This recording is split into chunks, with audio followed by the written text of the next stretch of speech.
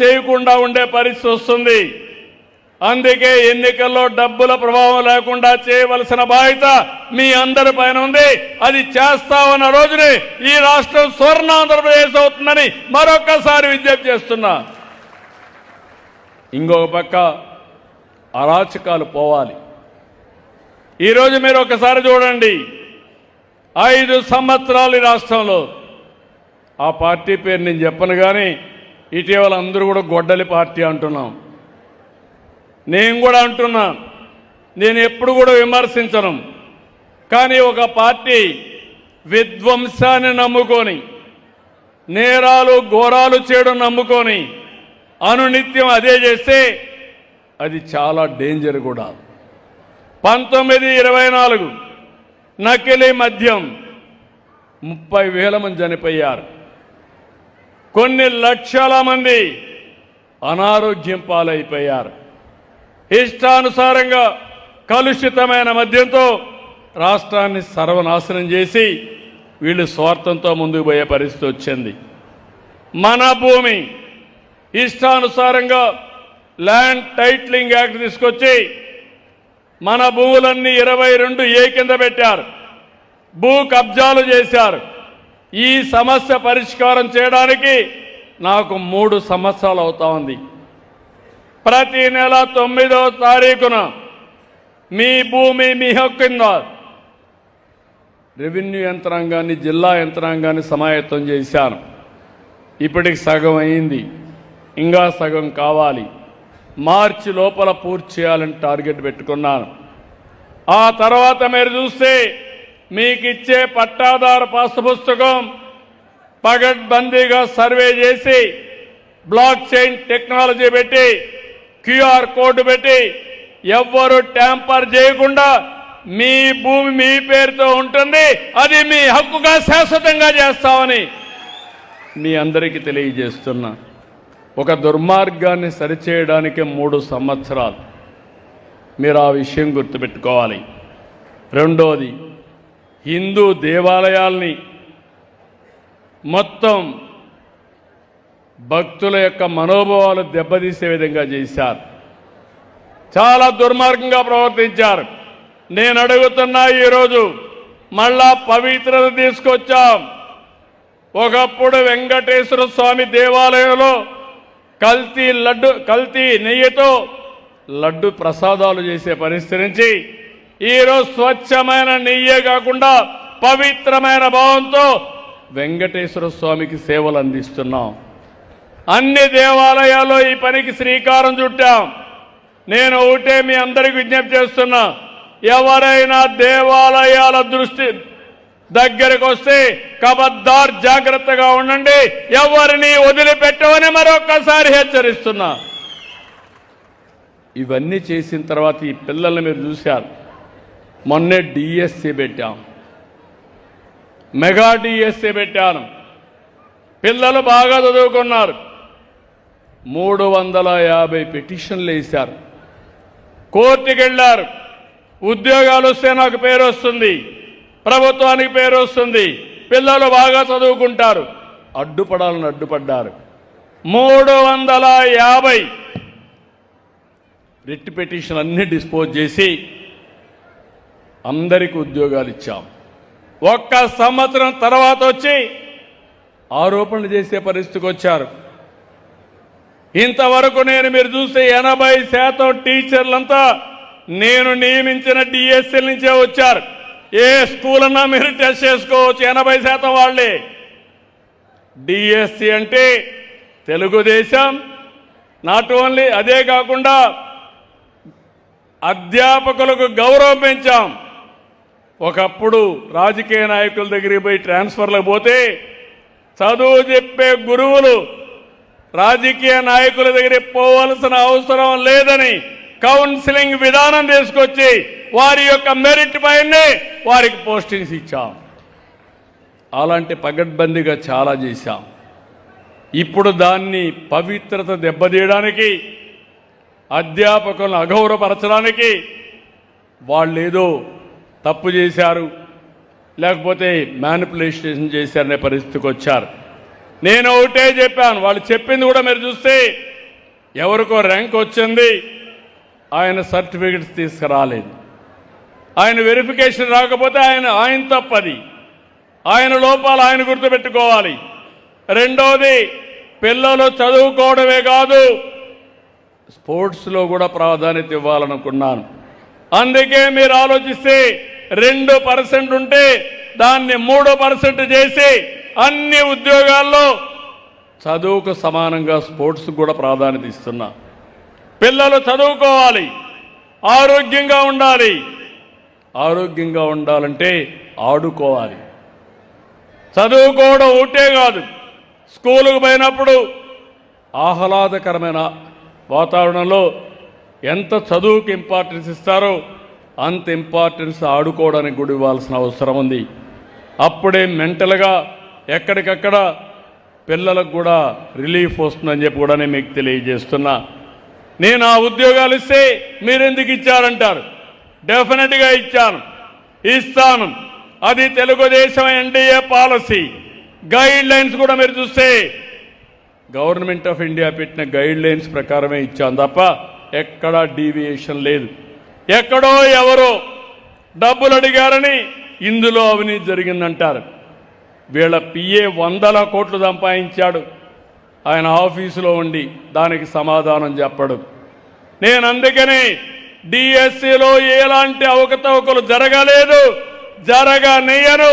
నేను ఈ సీట్లో ఉన్నంత వరకు ఎక్కడ అవినీతి జరిగే సమస్య ఉండదని మరొక్కసారి విజ్ఞప్తి చేస్తున్నాను. దీనికి కారణం ఒకటి ఉంది. గ్రూప్ 1 సర్వీస్ అడ్మినిస్ట్రేటర్స్ సర్వీస్ చేసే ఎంపిక చేసే సర్వీసు, అందులో ఇష్టానుసారంగా చేశారు. ఆఫీసులో పగడ్బందీగా సెక్యూరిటీ పెట్టి చేయాల్సిన గ్రూప్ 1 హైదరాబాద్ పంపించేశారు. మామూలుగా మామూలుగా అయితే హ్యాండ్ రైటింగ్తో మామూలుగా మాన్యువల్గా చేయవలసినటువంటి పరీక్షలు రుద్దేది మెకానికల్గా చేశారు, డిజిటల్గా చేసేశారు. కోర్టు తప్పుపట్టింది. కోర్టు తప్పుపట్టినా లెక్క పెట్టుకోలేదు. మళ్ళా కోర్టు డైరెక్షన్ ఇస్తే హోప్ ఐలాండ్లో చేశారు. మళ్ళీ కోర్టు తప్పడితే ఆఫీసులో 3వసారి చేశారు. ఇష్టానుసారంగా పిల్లల యొక్క భవిష్యత్తుని అంధకారం చేయడానికి చేశారు. ఏపీపీఎస్సీ అంటే ఆంధ్రప్రదేశ్ పబ్లిక్ సర్వీస్ కమిషన్ పగడ్బందీగా చేయాలి. అందులో కూడా చేసిన వాళ్ళు వాల్యుయేషన్ చూస్తే మామూలు టీచర్లు కూడా లేరు. ప్లంబర్లు, కన్స్ట్రక్షన్ వర్కర్లు, ఇంట్లో పనిచేసేవాళ్ళు, అటెండర్లు, ఎలక్ట్రీషియన్లు వీళ్ళు రివ్యూ చేసే పరిస్థితికి వచ్చారు. ఈ వాస్తవాలు బయటపడతాయని ఇష్టానుసారంగా రెచ్చిపోయి పనిచేస్తున్నారు.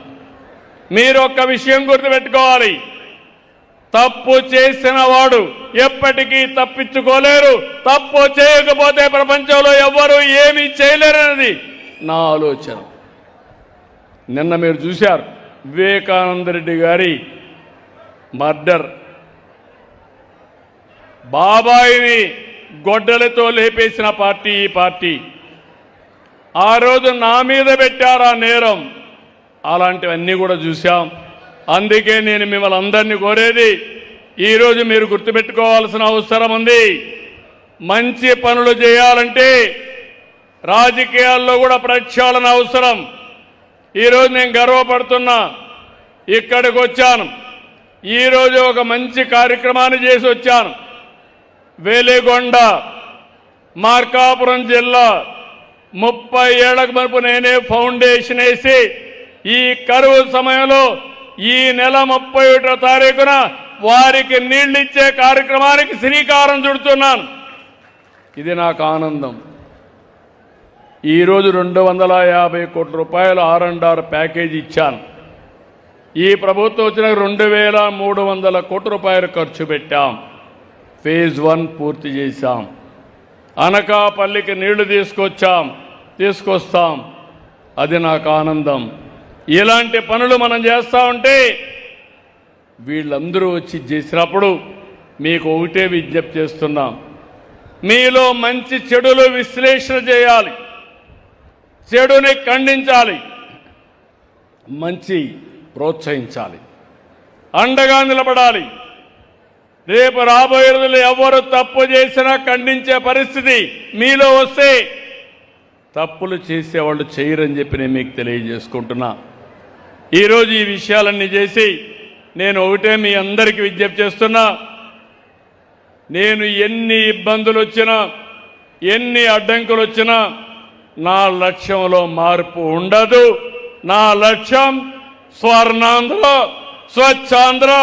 దీన్ని నిర్మించే వరకు మీకు అండగా ఉంటానని మరొకసారి హామీ ఇస్తూ హెల్తీ, వెల్తీ, హ్యాపీ సొసైటీ నిర్మాణమే ధ్యేయంగా ముందుకు పోతామని చెప్పి తెలియజేసుకుంటూ, ఇప్పుడే మీ ఎమ్మెల్యే గారు చెప్పినటువంటి 3-4 ఇష్యూలు చెప్పారు.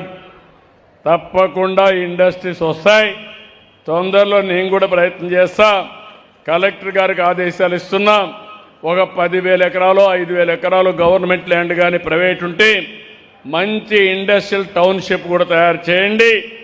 తప్పకుండా ఎక్కడ ఇండస్ట్రీ వచ్చినా మార్కెట్ చేసే బాధ్యత, ఇండస్ట్రీస్ తీసుకొచ్చే బాధ్యత నేను తీసుకుంటానని మీ అందరికీ హామీ ఇస్తున్నా. అది వస్తే ఇక్కడి నుంచి అనకాపల్లికి కూడా పోయే పరిస్థితి ఉండదు. రెండోది ఎన్టీఆర్ రిజర్వాయర్ 29 కోట్లు అవుతుందన్నాడు. తప్పకుండా ఇది స్టార్ట్ చేస్తాం. సత్యనారాయణమూర్తి గారు చెప్పిన ఈ ప్రాజెక్టు కూడా పూర్తి అవుతుందని చెప్పి నేను మీకు తెలియజేస్తున్నా. ఇక్కడ ఉద్యోగాలు వస్తున్నాయి, జిల్లా అంతా ఉద్యోగాలు వస్తాయి. అవసరమైతే ఒక పాలిటెక్నిక్ అంతా కూడా స్కిల్ సెంటర్, స్కిల్ యూనివర్సిటీ కింద పెట్టి ఉద్యోగాలకు కావాల్సిన స్కిల్స్ అన్నీ ఇప్పించి మీకు ఉద్యోగాలు కల్పించే బాధ్యత ఒక స్కిల్ యూనివర్సిటీ ఇక్కడ పెడతామని మీ అందరికీ హామీ ఇస్తున్నాను. దానివల్ల చాలా వరకు వస్తాయి. తర్వాత కాలేజీలు చాలా వస్తాయి. కాలేజీలు పెద్ద సమస్య కాదు. రైవాడ ఇది కూడా చాలా ముఖ్యమైన ప్రాజెక్టు. ఈ ప్రాజెక్టుని పూర్తి చేసి ఏమాత్రం డేంజర్ ఉన్నా సర్వే చేసామన్నారు. ఇది కూడా దానిపైన శ్రద్ధ పెడతా. శ్రద్ధ పెట్టడమే కాకుండా రైవాడ పూర్తి చేస్తే దాన్ని కాపాడుకుంటే పోలవరం నీళ్లు పెట్టి పోలవరం నీళ్లు విశాఖపట్నానికి ఇచ్చి మీకు మాత్రం వీలైనంత వరకు రైవాడ ద్వారానే సాగునీరుకి కూడా నీళ్లు ఇవ్వడానికి ముందుకు పోతాం. అది ఒకటే కాదు, ఎన్ని రిజర్వాయర్లు వస్తే అన్ని రిజర్వాయర్లు పెట్టి మిమ్మల్ని ఆదుకుంటామని చెప్పి నేను మీకు తెలియజేస్తున్నా. 5 నిమిషాల్లో నేను ఇప్పుడు చేసిన ఎక్సర్సైజే కాకుండా మీలో ఒక అవేర్నెస్ రావాలని నేను ఎక్కడికి పోయినా ప్రభుత్వ పనితీరుని రివ్యూ చేస్తున్నా. పైన నాయకులుంటే, కలెక్టర్ ఉంటే, మీకు ఎదురుగా మా ఆఫీసర్లు అంతా ఉన్నారు, జిల్లా అధికార యంత్రాంగం అంతా ఉన్నారు. నేను వాళ్ళ పనితనాన్ని ప్రతిరోజు బేరీ చేసుకుంటున్నాను. మీ అందరికీ IVRS మెసేజ్లు వస్తున్నాయా? పెన్షన్ వచ్చిన రోజునే మళ్ళీ ఒక మెసేజ్ వస్తుందా? అదే మరిగా రేషన్ మీద వస్తూ ఉందా? బస్ స్టేషన్ల మీద వస్తూ ఉందా? బస్సుల మీద వస్తూ ఉందా? అన్నీ కూడా సమాచారం అడుగుతున్నానంటే పని లేక కాదు, మా ఆఫీసర్ సరిగా